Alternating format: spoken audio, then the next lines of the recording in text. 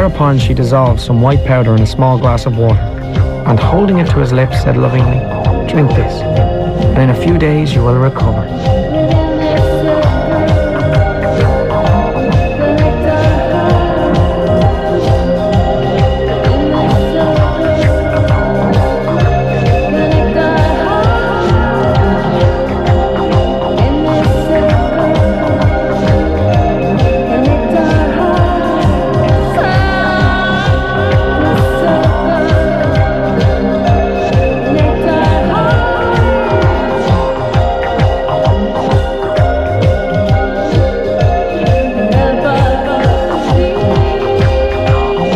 Pinocchio looked at the glass, made a sour face, and asked in a petulant voice, "Is it sweet or bitter?"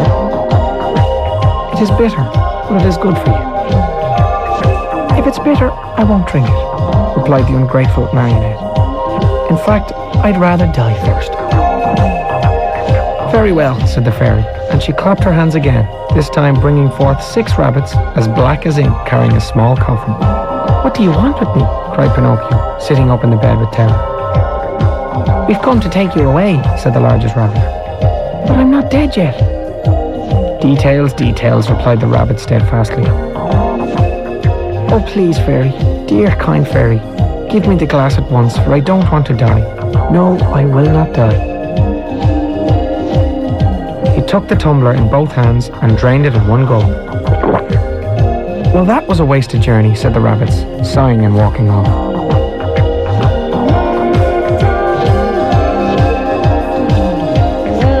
Pinocchio started to feel better immediately and apologized to the fairy for his early behavior. "Us boys are like that, you know," he said. "We don't know what's good for us. I'll never make such a fuss about anything again."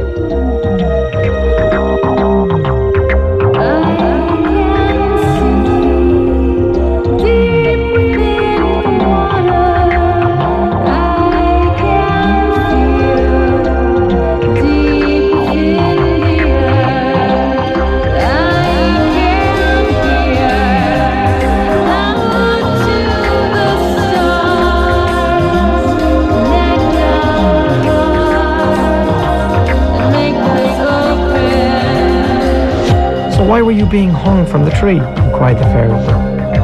"I was being chased by 2 murderous attackers who were after my 4 gold pieces," said Pinocchio. "And where is the money now?" demanded the fairy. "Oh, I lost it," said Pinocchio, which was a lie, for he'd managed to transfer the coins from his mouth to his pocket before he'd been strung up. Suddenly, Pinocchio's nose began to grow longer and longer, until it grew so long that he nearly put out the fairy's left eye. She looked at him and laughed. "I don't see anything funny," said Pinocchio, whose nose had just broken a pane of glass in a nearby window. "I'm laughing at the lie you just told." "How did you know I was lying?" "Easily. Liars either have long legs or big noses. As you can see, you belong in the second category."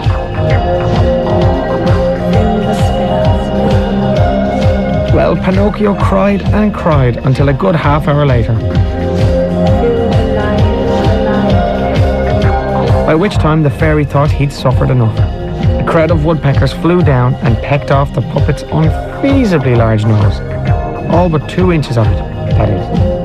"Oh, fairy, I cannot thank you enough for ridding me of that enormous nose, and you may rest assured that I will never lie again."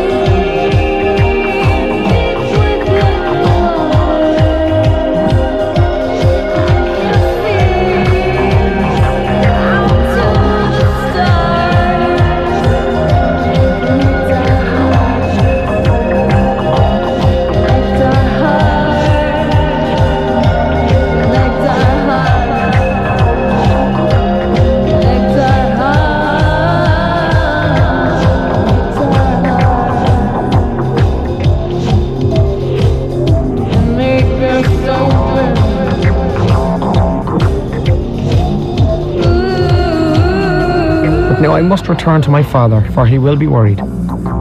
Go, by all means, said the fairy. But don't get lost. Take the road through the wood, and you're bound to meet him.